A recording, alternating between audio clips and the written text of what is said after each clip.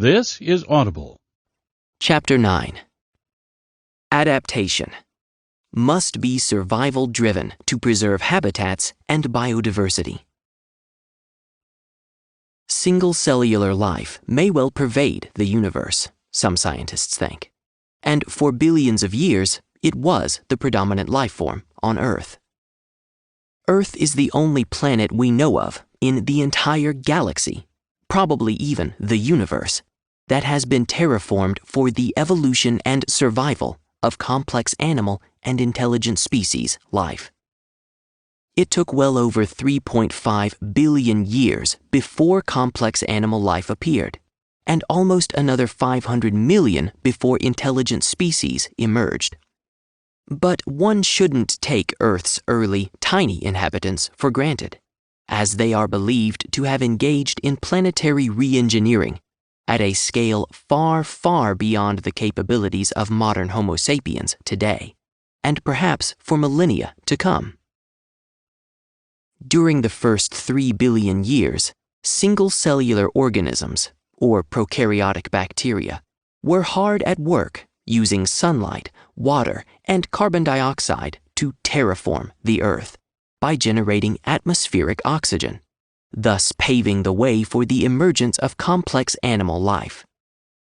As noted earlier, cyanobacteria, through photosynthesis, generated most of the early Earth's oxygen, triggering Earth's first mass extinction in the so-called Great Oxidation Event, and thereby may have transformed the planet forever. They didn't stop there either. These little critters may well have been responsible for the first snowball Earth by oxidizing atmospheric methane, resulting in the first ice age, and much more. So you might want to thank these tiny organisms each time you take a deep breath. And given their work on Earth, one can't help but wonder what they might be up to on Earth-like planets across the galaxy. Whether it is primordial bacteria, archaea, or eukarya, branches on the tree of Earth life, all life forms need to metabolize, to feed, process chemicals, and thereby obtain energy to reproduce, develop, evolve, and survive. Without energy, life as we know it would not exist. And while there are life forms that survive on chemicals emanating from hydrothermal vents at the bottom of the oceans, the main source of energy for Earth life is the sun. It is sunlight that provides the energy to convert carbon dioxide and water into complex chemical compounds with many chemical bonds that store energy. By breaking these bonds, the energy that enables life is released. Evolution has chosen to make this energy source available to all Earth life through a single power main: photosynthesis, Earth life's only way to connect with its only source of energy. A forest is not just a forest, then, but a power grid, and a tree is not just a tree, but a discrete connection to the sun's energy grid through photosynthesis. And while in James Cameron's movie Avatar, the Tree of Souls is the Na'vi link to the spiritual and guiding force Awa, Earth life trees and forests are much, much more. Collectively, they comprise Earth's energy and oxygen supply grid, and Homo sapiens need to be as unrelenting as the Na'vi in preserving their only connections to the energy grid evolution provided. Once you're aware of this energy connection, you can never look at a tree the same way again. Have you hugged a tree recently? In other words, Earth's trees, forests, phytoplankton afloat on its oceans, and cyanobacteria, together through photosynthesis, produce more than 99% of the oxygen in the atmosphere today.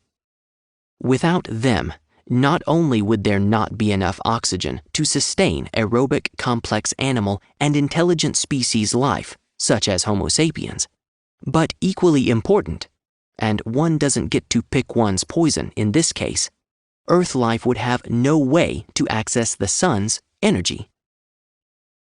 And since there is not yet an alternate way known to capture the sun's energy, if photosynthesis stopped, because of widespread deforestation, for example, one would essentially be pulling the plug on all Earth life, including the life of Homo sapiens.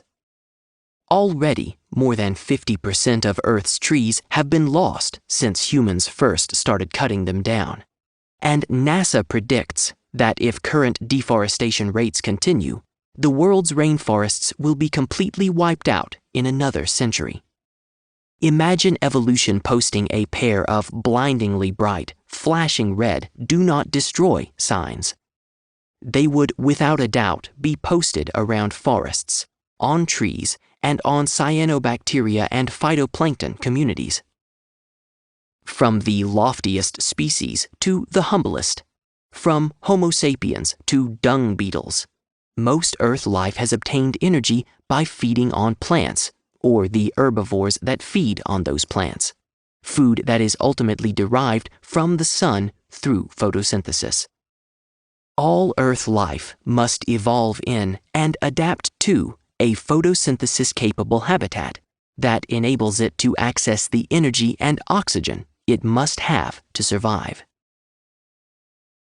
Evolutionary survival-driven adaptation for intelligent species, then, is the process of learning how life works on planet Earth and using that knowledge to figure out how to sustain life in order to survive without destroying itself, the Earth's habitats, and other species.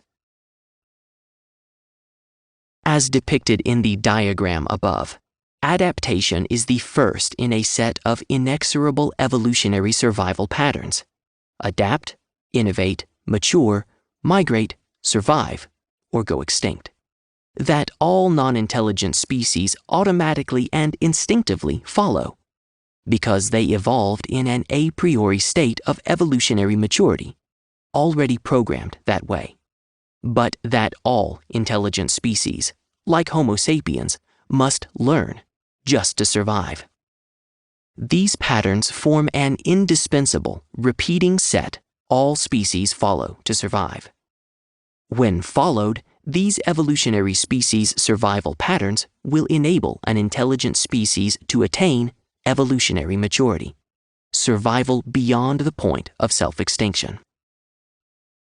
To survive, then, an intelligent species must learn how to adapt, innovate, mature, and migrate, as many hominin species have, in a way that does not destroy Earth's habitats and species, or it will go extinct.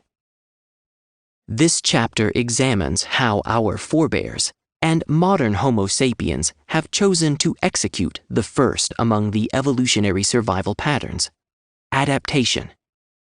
What it means to adapt from an evolutionary survival perspective, and how those adaptation choices can and have impacted their and our potential for survival or extinction. In the prior chapter on sustainability, we noted that the key to Earth's ability to remain a living planet, that which differentiates it from the dead planets such as Mars and Venus, is its biodiversity, its species. These are not just passengers on spaceship Earth along for the ride, but are in fact an integral part of the planet's life support and survival mechanisms. Together, these form a symbiotic, interdependent, and recurrent set of processes that drive Earth's ability to remain a living planet. For Earth to survive, Earth's habitats must survive. And for Earth's habitats to survive, Earth's species must survive. And in yet another of those uncanny evolutionary yin and yang survival patterns, species survival ensures habitat survival, and habitat survival ensures species survival. Evolution, then, appears to have given all Earth life, including Homo sapiens, the same equation to solve. A species must be able to obtain all it needs to survive from its habitat, and do it without rendering that habitat incapable of sustaining life. Built into this simple requirement is the implication that preserving it is not just for one's own survival, but also for the survival of other species that share the habitat. Embodied in the above are the first two rules of evolutionary survival-driven adaptation, and they differ markedly from what Homo sapiens have come to regard as rules of adaptation. Essentially, these rules say do nothing to destroy one's habitat, and do nothing to destroy the habitats of other species. These two rules are inseparable, as there is no way in an Earth ecosystem to destroy one's own habitat without simultaneously destroying the habitat of other species. These survival-driven adaptation rules imply a deep sense of species interdependence, interrelatedness, and coexistence with all other species, and with the habitat itself, and hence a need for harmony and balance. Adapting to an Earth ecosystem therefore requires a species to learn to live and let live. This often means intervening in natural ecosystems, but Earth's sustainable capable habitats are engineered to endure and recover from some amount of damage. Should a species' habitat become incapable of sustaining life, Earth's habitats, as we have seen, are not inexhaustible. Whether due to its own actions or to non-species-driven causes, the species must be able to migrate to a more sustainable capable habitat to survive, or it will go extinct. And for billions of years, all other life forms, all non-intelligent species that evolved in a state of evolutionary maturity, with the possible exception of cyanobacteria in the Great Oxygenation Event, and perhaps a few others, have managed to follow these rules, adapting without destroying Earth's habitats and driving themselves or other species to extinction. It follows that to be a good Earth life species, each must see itself as being codependent, a part of a community of species sharing common habitats. This was the prevailing behavior of most, if not all, of Earth life, including hunter-gatherers, whose way of life was practiced for all of Homo sapiens' existence until 10,000 years ago, when agriculture became the dominant method of subsistence and settled communities replaced the mobile ones. Hunter-gatherers lived in close harmony with the species that made up Earth's ecosystems, and are believed to have seen themselves as belonging to and being one with the biodiversity of Earth's habitats, not above or apart from them. Modern Homo sapiens, however, do not share this view, but rather see themselves as separate, apart from and above all other species on the planet, flora and fauna both. Indeed, they see themselves as their Lord and Master, so endowed by God and or science, enjoined to use and abuse the Earth's biodiversity as it sees fit. A misguided perspective that over the last 10,000 years has led to the devastation of Earth's flora, fauna, and habitats to such an extent that the survival of the Homo sapiens species itself might now be at risk. Here, then, is where modern Homo sapiens got off the evolutionary, survival-driven adaptation path, and departing from the sustainable subsistence lifestyle of its forebears, began to make its own rules for adapting to life on planet Earth. This was a fundamental shift and has governed most interactions between humans and all other Earth life. A perspective and way of thinking that may have begun with the transition to agriculture and settled communities, but did not stop there. A transition that sent Homo sapiens down the path of living apart from and outside of Earth's ecosystems. A way of thinking and living that became entrenched and greatly accelerated in the last 2 centuries. From an evolutionary survival perspective, then, modern Homo sapiens' view of itself as being separate, apart, and above all other species on the planet is antithetical to survival-driven adaptation. The problem intelligent species, like Homo sapiens, face is how to take from the environment what they need to survive in a way that does not render the environment incapable of continuing to sustain life. How to balance their needs against the carrying capacity of the planet's ecosystems. A problem hunter-gatherers were able to solve for 99% of our species' existence. Only after the shift to agriculture, settled communities, and subsequent civilizations did sustainable living within Earth's habitats become the challenge it still is today.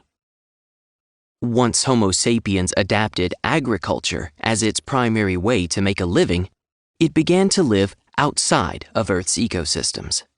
The challenge since has been knowing when and finding the economic, political, and social will to stop before Earth's habitats, subject to agricultural adaptations, become irreparably damaged.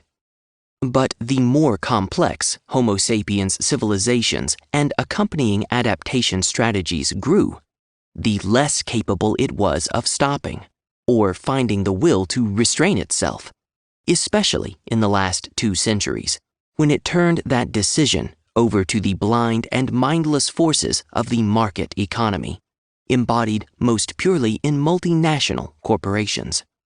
Legal persons, one might note, that need neither trees nor oxygen to survive. From the time the first human ancestors appeared, between 5 million and 7 million years ago, until about 10,000 years ago, they survived in hunter-gatherer communities and succeeded in finding that balance. But since then, most successor civilizations have failed to do so. Civilizations that emerged since the adoption of agriculture have been unable to strike a balance between the need for food and the ability of the environment to sustain the intensive agriculture this required. Invariably, the demands of these increasingly complex societies began to exceed the capacity of the agricultural base. The results were failing food production, leading to social, economic, and political chaos, wars, and collapse. After the slow and eventual rise of agriculture and settled communities, and the accompanying attrition of hunter-gatherer communities, Homo sapiens' struggle to provide enough food became for the first time a constant and central feature of nearly all civilizations, and remains acute for the majority of people in the world today. Rapid advances in agricultural technologies in the last 2 centuries have lifted much of this pressure, so much so that less than 5% of the world's 7.8 billion are engaged in agricultural food production. With this much surplus food, the struggle has been transformed from a search to provide food for the many to a search to find ways to use that surplus to amass and conceal wealth, profits, and endless growth for the few. But the agricultural innovations of the last 2 centuries may yet fall short of meeting the needs of a world population set to be approaching 10 billion by the end of the 21st century. It has not always been this way. The specter of hunger, starvation, endemic and epidemic diseases, mass death, and widespread inequality that became the scourge of Homo sapiens civilizations arrived only after the transition from hunting and gathering to agriculture as the dominant way of life. It may come as somewhat of a surprise to many to learn that the greatest generation was not those born between 1930 and 1946, as Tom Brokaw claimed in his book The Greatest Generation. Nor was it the baby boomers that followed, nor any generation since, for that matter, iPhones notwithstanding. The greatest generation would have been members of hunter-gatherer communities, the first and possibly the last great Homo sapiens civilizations. That generation was part of Homo sapiens' best attempt to live as an integral part of Earth's ecosystems, in harmony with its flora and fauna. Their hashtag might have said something like #survival. We did so without destroying the Earth. Most of what we might consider indispensable for 21st century life, our predecessors managed to do just fine without. Recent studies confirm that for all but the last 10,000 years of our species' existence, Homo sapiens obtained their subsistence by hunting and gathering and lived in small, mobile groups.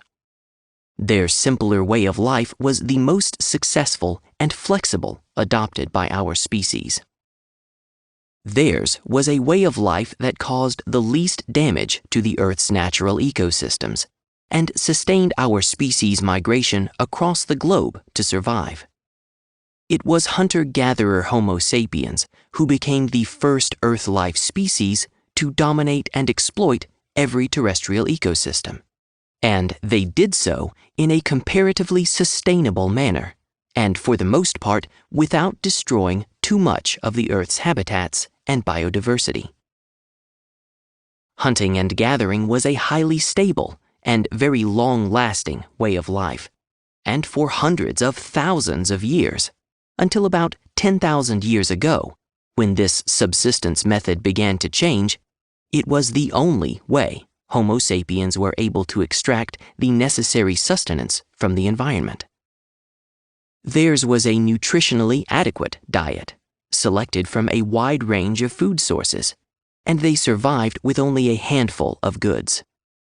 Obtaining food and the goods they needed occupied only a small portion of their day, with less than half of the group engaged in these activities, leaving large amounts of time for leisure and ceremonial activities. Hunting might have contributed less than a third of their diet. Some meat might have come from scavenging other predators' kills. Among some groups, women are believed to have brought in twice as much food as men, working less than 3 hours a day. Unlike those who developed subsequent agricultural-based settled communities and the civilizations that slowly replaced them, hunter-gatherers formed egalitarian communities with shared responsibilities. They were dependent upon neither king nor queen nor tribal chief for leadership. These communities might comprise 15, 20, even as many as 50 individuals who would move several times a year, 15 kilometers or more each time. They did not live in constant fear of starvation, hoping for a good harvest, nor were they dependent upon the 1 or 2 crop varieties of agriculture-based civilizations. Rather, they were able to select their food from a wide variety of food sources and locations. Hunter-gatherers' approach to food and possessions was also quite different from subsequent civilizations. Everything they owned had to be carried, hence they kept very few possessions. Food was neither owned nor stored and was available to all as needed. Thus, they avoided that whole set of problems that came with what we now call civilization. Surplus food from good harvests gave rise to rulers to manage and distribute it, which led to religions to convince the peasants of the divine authority of the rulers, which led to a class of elites and bureaucrats that extorted tithes and taxes, along with militias to enforce the laws of the rulers. This all led to increasing inequality for farmers and peasants, who became the new poor, and the imposition of numerous vexations that became the foundations of modern Homo sapiens civilizations. Hunter-gatherers were also much healthier than most of the settled agriculture communities and civilizations that followed them, even well into the early 19th century. Malnutrition and deficiency diseases are believed to have been rare due to the wide variety of food sources. Their small communities were not conducive to the spread of infectious diseases. The diseases they were believed to have had came from intestinal parasites due to improper cooking and unclean water, and even these are believed to have occurred at low rates. However, infant mortality was high, believed to be about a fifth of births, and life expectancy is believed to have been about the same as in India in the 19th century, 20 to 25 years, with some of the population exceeding age 60. But because they were mobile and did not live in settled agricultural communities, they avoided many of the diseases that became endemic due to poor sanitation and waste disposal, lack of clean drinking water, and densely packed living situations that facilitated epidemics that would become common in villages, towns, and eventually cities. Hunter-gatherer communities also avoided most, if not all, of the diseases that accompanied the domestication of animals that often shared the tiny, windowless huts peasants and farmers are thought to have lived in. Most common diseases are variations of those found in domestic animals. Homo sapiens now share 65 diseases with dogs, 50 with cattle, 46 with sheep and goats, 42 with pigs, 35 with horses, and 26 with poultry. The common cold is believed to have come from horses. Smallpox might have come from cowpox, measles from a cattle disease called rinderpest, and leprosy from water buffaloes. Tuberculosis and diphtheria are believed to be due to cattle, and influenza is found in pigs and birds. It is clear that the adoption of agriculture and the establishment of settled communities were the kinds of adaptations that exacted a heavy price on early Homo sapiens, a price they continue to pay today. From an energy use perspective, all the energy hunter-gatherers needed was entirely renewable. They used mostly their own human energy and that afforded by the occasional use of animals. Human energy and animal energy were soon complemented by fire, wood, water, and wind. It was not until around the late 19th century that Homo sapiens began to turn to non-renewable energy sources, particularly fossil fuels, which are today responsible for 80% of the world's energy.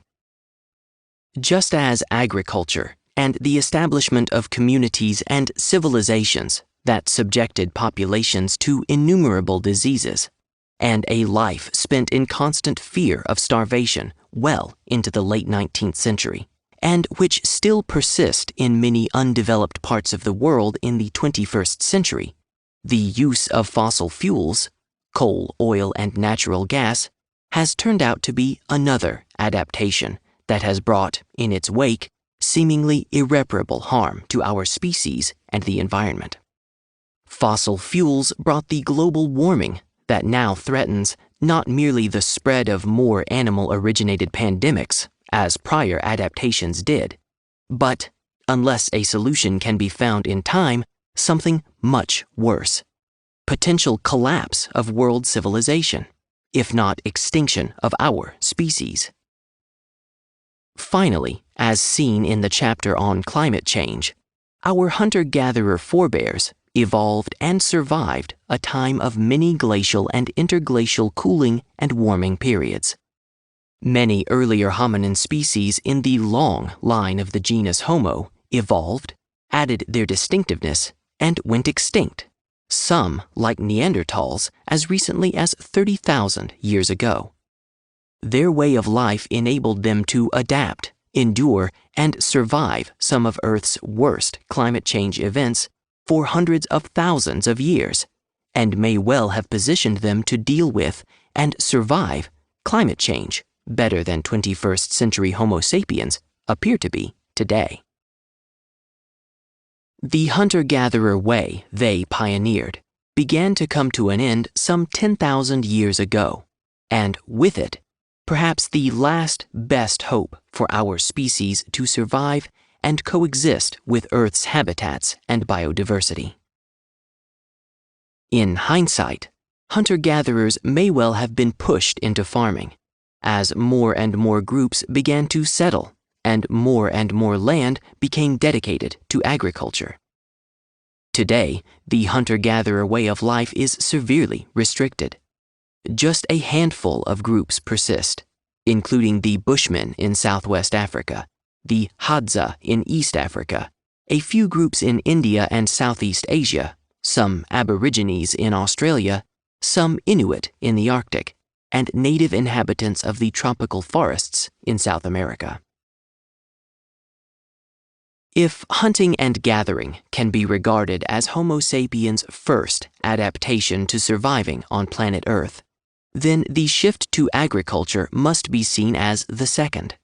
The shift to agriculture as the predominant form of subsistence became the foundation for a number of relatively rapid follow-on adaptations that led to 21st century Homo sapiens civilization.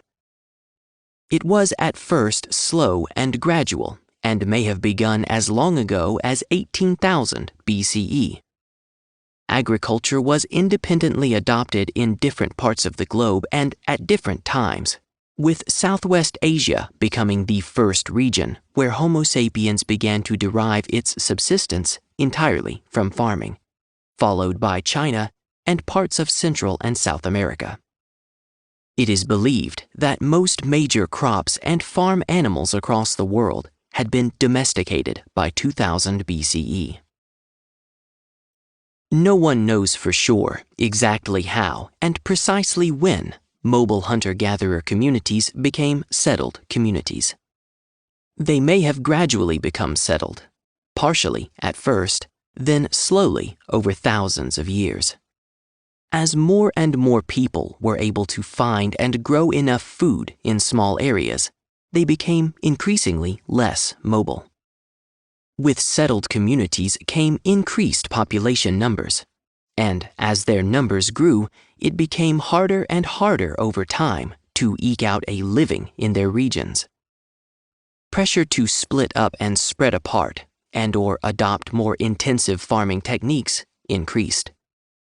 With time, better tools, including bone sickles with flint blades, grinding stones, and mortars and pestles gradually became available and may have facilitated the shift to cultivation. As population grew, our forebears migrated across the Earth into all major ecosystems within a span of 30,000 years. First, about 100,000 years ago, to Eurasia, then around 50,000 to 60,000 years ago, to Australia and New Guinea, around 13,000 years ago to Siberia and North and South America, and most recently, only 4,000 years ago, to the Pacific Ocean islands. At the same time, humans underwent a massive demographic boom, expanding from a few million people 50,000 years ago to around 150 million in 2000 BCE. As more and more people became settled, fewer and fewer retained the hunter-gatherer skills and ways. And while population growth became a driving force, in the longer term, climate change may well have been the main driver of this transition. Around 10,000 BCE, the last ice age was ending, and a warming interglacial was beginning to take hold, driving changes in the variety and availability of food sources that made the ability to obtain more food from a smaller area, as was possible with farming, seem more attractive. But the shift to agriculture was more than a shift to a new form of subsistence. It was a complete change from the way Homo sapiens had survived, thrived, and successfully adapted within the Earth's ecosystems for more than 99% of our species' existence. It was the beginning of Homo sapiens' assault on Earth's habitats, ecosystems, and biodiversity that, 10,000 years later, has resulted in a level and rate of extinction of Earth's flora and fauna the planet had hitherto not seen, mass extinctions notwithstanding. The impact on the environment was small at first, but visible in regions with less robust ecosystems and areas with large populations. The need to cook, build houses, and heat them drove the demand for wood and the beginning of deforestation. Large tracts of land were constantly being cleared for cultivation, and falling productivity due to soil erosion required even more land. Soon, slash-and-burn agriculture developed to obtain more and more fertile land as productivity in prior tracts fell. Sustaining their lives from outside Earth's ecosystems may not even have been a choice. It might have been necessary for survival. If it was optional, like moving to another region had been, it still might not have been a conscious choice at first, and more than likely wasn't seen as such. Even if it was a choice, it's likely they made it because they had assumed they could continue to live in harmony with Earth's habitats and biodiversity as their ancestors had for millions of years. How could they have imagined where this path would take them? Nonetheless, it did happen. It may well have started Homo sapiens down the road to endless adaptations. Each subsequent adaptation fixed the problems created by prior adaptations, thereby putting us in the position to potentially adapt ourselves all the way to the sixth mass extinction. This is hardly the legacy one would envision passing down to subsequent generations. This is a perspective that surviving members of Brokaw's greatest generation, baby boomers and all generations since, might want to reflect hard upon, given the adaptations we are choosing today. 10,000 years ago, our forebears could not have foreseen the consequences of the choices they were making. But with hindsight, we might want to stop and ponder the kind of legacy we might be leaving all future Homo sapiens. But here is the thing. Today, one doesn't even get to choose. Our world appears to be set on autopilot. Unlike our hunter-gatherer forebears, whether or not you or I want to live sustainably and in harmony with nature is mostly immaterial. That decision is a priori made for us by the many multinational corporations that supply us with food choices and almost everything but babies. Not yet, anyway. International institutions, financial institutions, and nation-states, including our own governments, are all competing in global markets with little or no thought given to preserving the planet's biodiversity or understanding their role as the life support system that enables Earth to remain a living planet. With hindsight, we can see how our species' adaptation of agriculture was naive and ill-advised, a blunder into a way to survive outside of Earth's ecosystems that became deliberate with time, the preferred way of Homo sapiens' subsistence. It was at that fork on the geologic road where Homo sapiens began to go down a path that makes one wonder how different it might have been if another way forward had been found.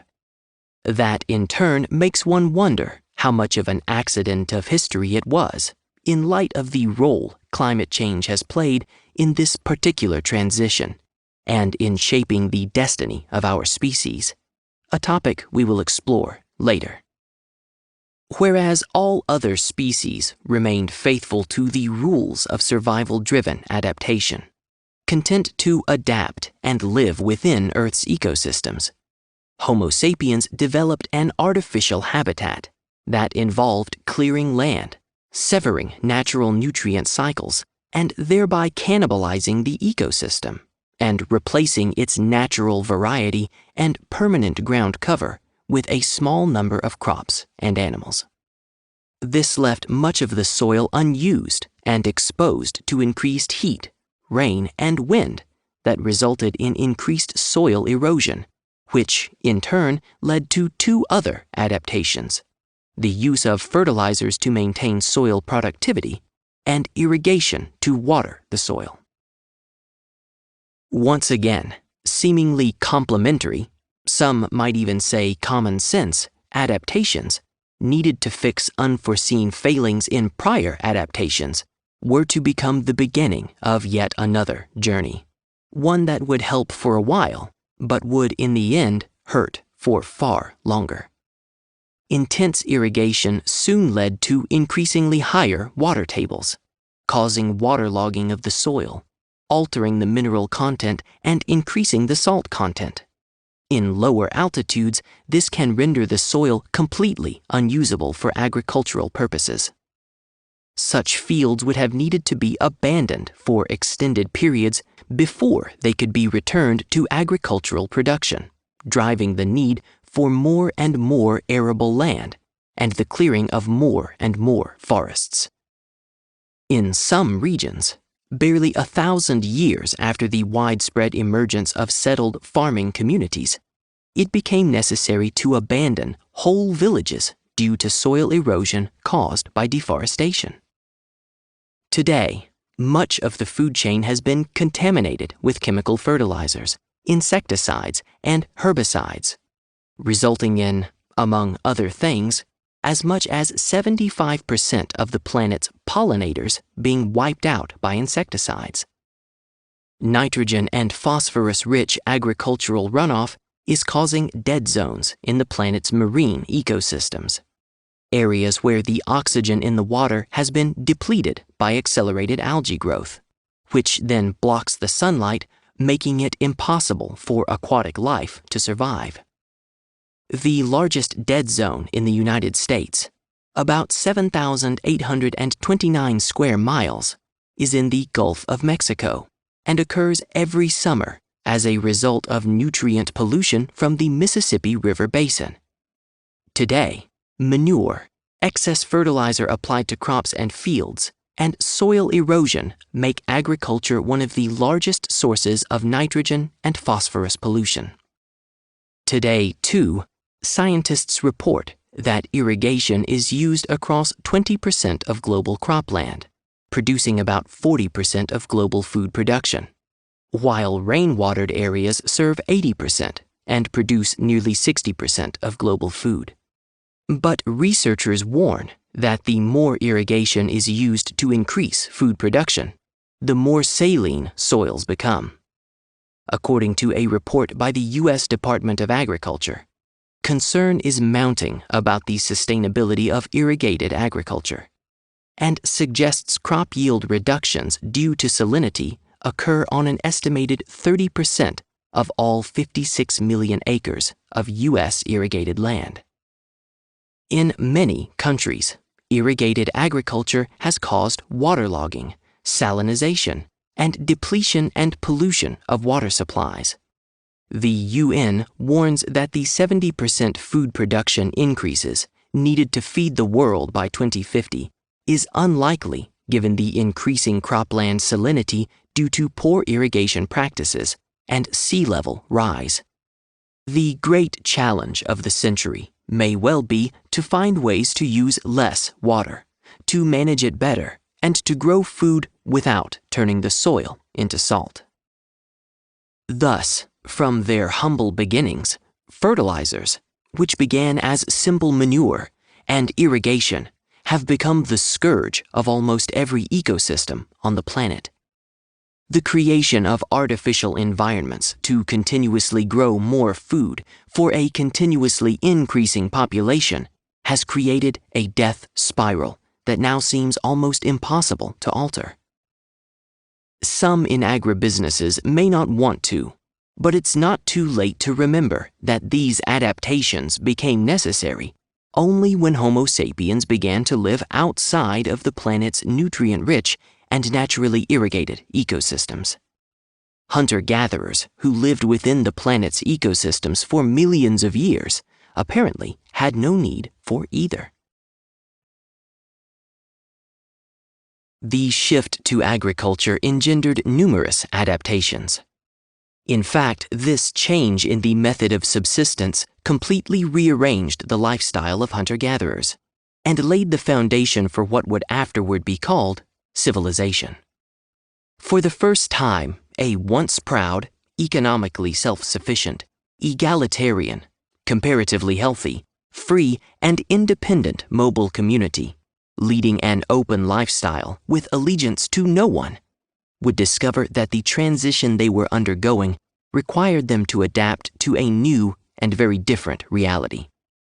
They would need to adapt to living in a settled community, in increasingly crowded quarters shared with domesticated animals and exposed to their diseases.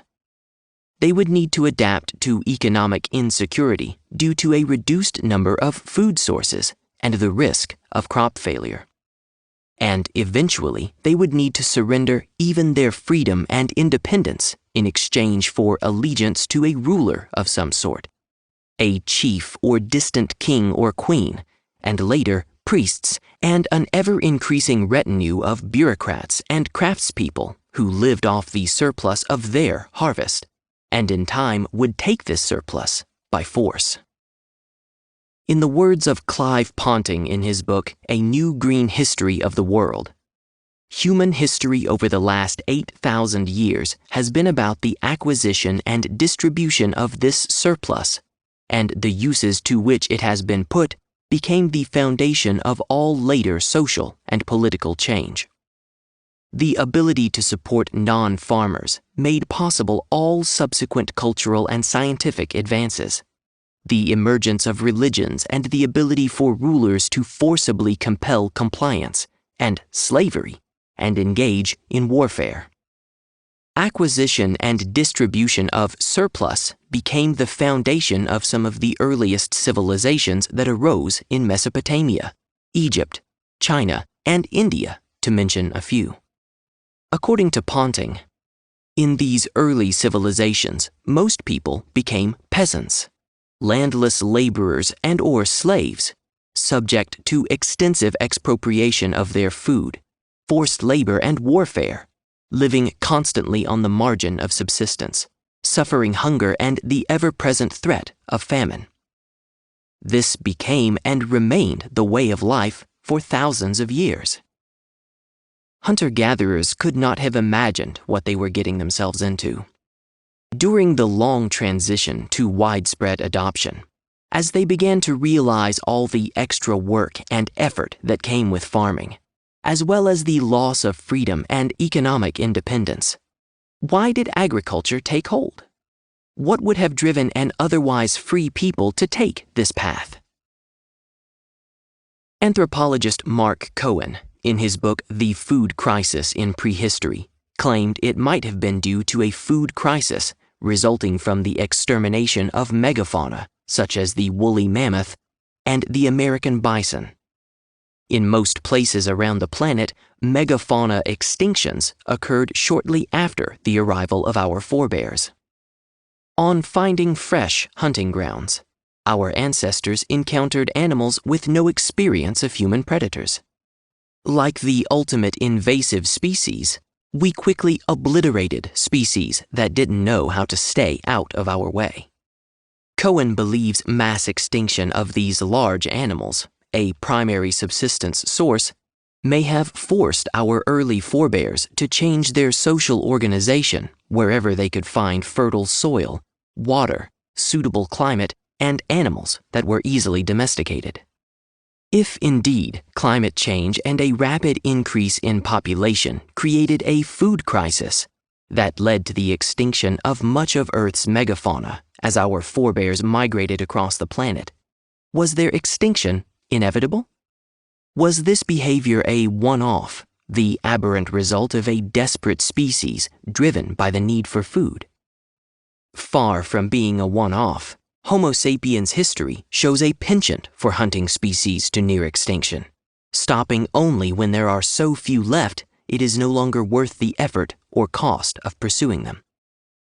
It was neither a food crisis nor climate change, but greed and a search for profits that drove the fur trade and the whaling and sealing industries. It was not out of need that the passenger pigeon and numerous other species have been hunted to extinction or near extinction. Even with an awareness of the impact this massacre of species has had across the centuries, there is still no sign that our species is prepared to change, or that it is even capable of changing its ways. The takeaway here is that we seem to be able and willing to stop only when the resource being consumed is exhausted. If this turns out to be the way Homo sapiens respond to the atmospheric rise in CO2, with April 2018 monthly average exceeding 410 parts per million, due primarily to the burning of fossil fuels, we won't have much longer to worry about our inability to course correct, as global warming may well do that for us. The words of Emily Dickinson come to mind as one contemplates our predicament. Because I could not stop for death, he kindly stopped for me. If Homo sapiens are going to learn from hindsight, they must find the social, political, and economic will to choose sustainable paths that preserve the Earth's species and its habitats. But, alas, Homo sapiens may have already turned over its ability to choose to non-humans, multinational corporations, and a free market system driven by a capitalist ideology seemingly designed for a limitless universe that see the Earth's habitats and biodiversity simply as capital, items to be traded for profit. And now we are getting ready to further relegate our ability and freedom to choose to an emerging artificial intelligence. Why did hunter-gatherer Homo sapiens choose to adapt as they did in response to shrinking food sources, increasing population growth, and climate change? One might similarly ask, why have 21st century Homo sapiens surrendered their freedom to choose to impersonal market mechanisms, multinational corporations, global institutions, and nation-states, to which economic development and market growth are all that matter? Why have they become mere consumers whose existence is important only in terms of the labor and skills they provide, and the goods they purchase, that help perpetuate this endless cycle of plundering the planet? Homo sapiens' adaptations and innovations were not only material in form, but also included ways of thinking, perceiving, and imagining the world. It was that power that engendered the changes we see around us today. If you ever wondered why modern civilization is the way it is, and how it got to this place, how we ended up with the belief systems that now largely dominate the world, the religions, forms of governments, and forms of social, scientific, and economic thinking that became dominant, I will briefly share some of the mental adaptations that might have led us here. Historians claim that the way of thinking about the world that has become dominant in the last 2 centuries, particularly about how Homo sapiens should relate to the planet's habitats and biodiversity, and how resources should be used and distributed, originated primarily in Europe. It's classical, religious, economic, and scientific thought. In fact, since the world is largely led, for now, by Western and often so-called Christian nations, it is probably not surprising that their view that God has put human beings in charge of all nature and they can do with the planet's habitats and biodiversity as they choose is based on classical economic thinking and earlier Christian and Jewish religious beliefs. One must keep in mind, as one explores where this now dominant anthropocentric way of thinking has led our species, that it is only as old as classical and Judeo-Christian thought and traditions, less than 5,000 years old. Our species followed neither the current economic ideology and scientific principles, nor religious beliefs and practices for 99.9% of its existence. In fact, there were and are other traditions and ways of thinking and perceiving this relationship that are diametrically opposed to the classical and Judeo-Christian view of the world. Hunter-gatherers, Aboriginal peoples, and many Eastern religions and philosophies, as old as our species in some cases, saw humans as an integral part of the natural world, just another species among many, albeit an intelligent one. So, without further ado, let's explore a few of the mental adaptations that got us here.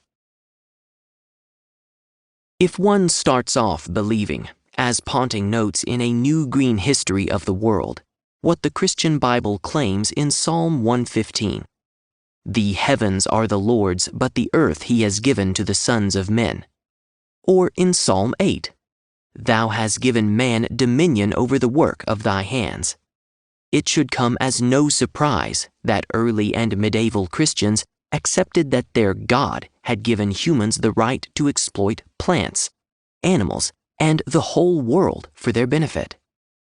In this view, Ponting writes, nature is not seen as sacred, but open to exploitation by humans without any moral qualms. Indeed, humans have the right to use nature in whatever way they think best.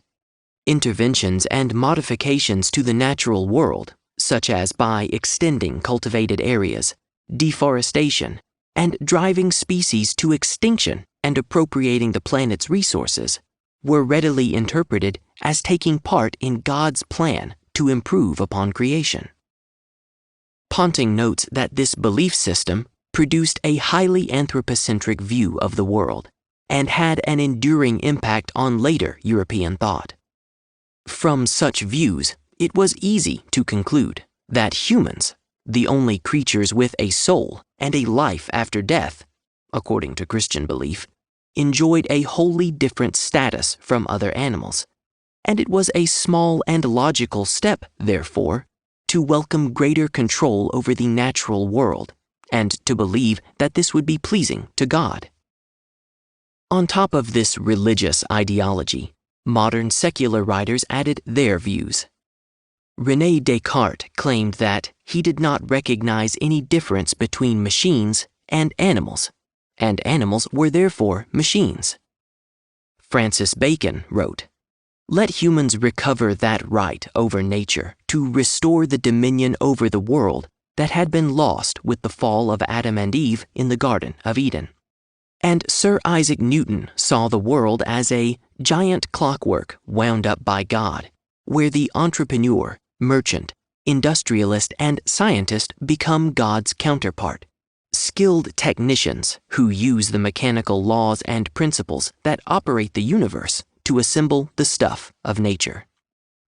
Ponting notes that, in all of these views, nature is seen as a dead and mechanized world, a view that permits people to think of ecosystems and biodiversity as mere resources for human use. However, while these religious and philosophical views continue to affect how modern Western Homo sapiens view the world, it was economic thought and cultural and social reorganization, in the form of modern societies and competing capitalist economies, that dominated the last 2 centuries, that would change the lives of modern Homo sapiens every